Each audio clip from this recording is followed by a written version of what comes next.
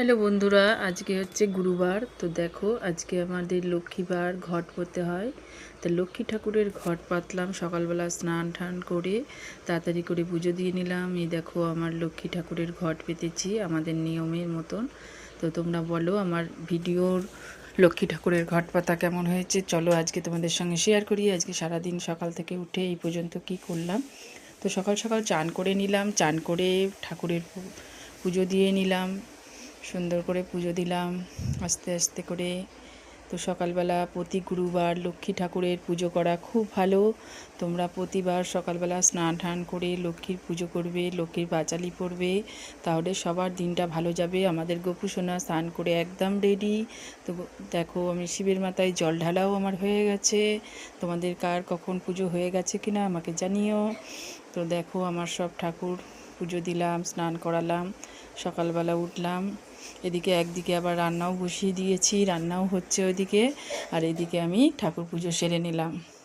আবার তো 12টায় আমার যেহেতু লাইভ আছে, তোমরা সবাই চলে আসবে, এর জন্য সকাল সকাল উঠে আমার একদম পুজো রেডি। আজকে ঠাকুরকে আমি গুজিয়া খেতে দিয়েছি, গুজিয়া সেবা দিয়েছি, সেবা দিলাম।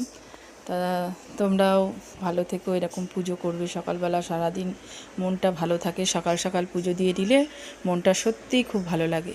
এই দেখো, আমাদের তুলসী গাছে আমরা একটা ঘট বেঁধে দিয়েছি, পুরো বৈশাখ মাস ভরে এই ঘটের মধ্যে জল ঢালিয়ে আর টুকটুক করে তুলসী গাছের মধ্যে পড়ে।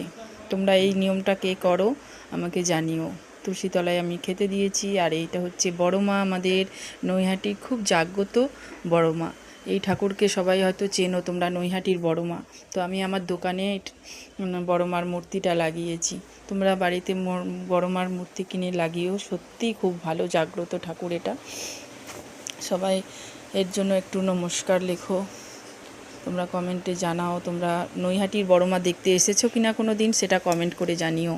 তো আমাদের এখানে সবাই আমরা যাই। আর এটা হচ্ছে তারাপীঠের মা, তারা মা। এটা তারাপীঠের তারা মা, আমি আমার দোকানে রেখেছি।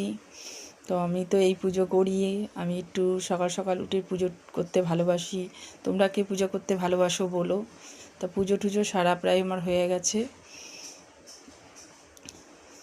তাই চলে গেলাম। আজকে আমার একটু লেট হয়ে গেল ভিডিওটা দিতে। এটা আমার দোকানের লক্ষ্মী গণেশ ঠাকুর। দেখো, লক্ষ্মী গণেশ ঠাকুরও পুজো দিয়ে নিলাম, একবারে পুজো সেরে ফেললাম। এবার রান্নার দিকে পটল ভাজা হয়েছে, আজকে আলু পটল চিংড়ি হবে। চিংড়ি মাছগুলো এখনও ছাড়িনি, পটল ভাজা হয়েছে। তো পটল দিয়ে আলু দিয়ে তরকারি করব চিংড়ি মাছ দিয়ে।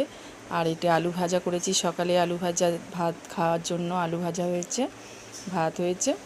ঠিক আছে, তা তোমরা কেমন থাকো বলো। আর আমার বরের ডিমের ব্যবসা আছে, কারো যদি ডিম লাগে অবশ্যই অবশ্যই জানিও। আমার বরের ডিমের ব্যবসার ডিম আনা রয়েছে। তোমরা যদি ভালো লাল কুসুমের ডিম খেতে চাও আমার বাড়িতে চলে এসো। ডিম কিন্তু পুরো অন্য ধরনের, এই ডিমটা পুরো কুসুমটা হচ্ছে পুরো লাল, ভিতরে লাল কুসুম, পুরো মুরগির, দেশি মুরগির ডিমের মতন এইগুলো খেতে। যদি কারো লাগে আমাকে কমেন্ট করে জানিও, একদম পৌঁছে যাবে। এই ডিম যে খাবে তার একেবারে আর কোনো ডিম খেতে ইচ্ছা করবে না। এই ডিম